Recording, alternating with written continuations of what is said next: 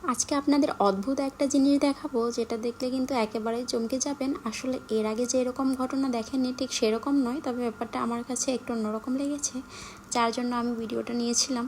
আর এই যে দেখেন এই ভয়ঙ্কর মাছটা, কি ভয়ঙ্কর, বাপরে বাপ। আর তার সামনে ছিল এই যে কচ্ছপের একটা ঘর, আর এটা রাখার মতো কোনো জায়গা ছিল না।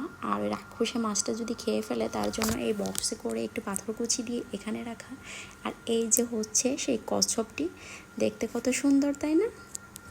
তবে বাকি মাছগুলোর থেকে কিন্তু আমার এই যে ছোট্ট মিষ্টি কালার দেখতে যে মাছটা, এটা কিন্তু সব থেকে বেশি ভালো লেগেছিল। আর এই ব্ল্যাক মাছটা ছিল একটু ইউনিক, কেমন ভয়ঙ্কর জলপরির মতো আমার কাছে লাগতেছিল নিচের লেজ দেখে। তবে মিষ্টি কালারটাই আমার বেশি ভালো লেগেছে এই গোল্ডেন কালারগুলোর থেকে। আর এই পাশে ছিল এই যে কচ্ছপের এখানে একটা শামুক রাখা।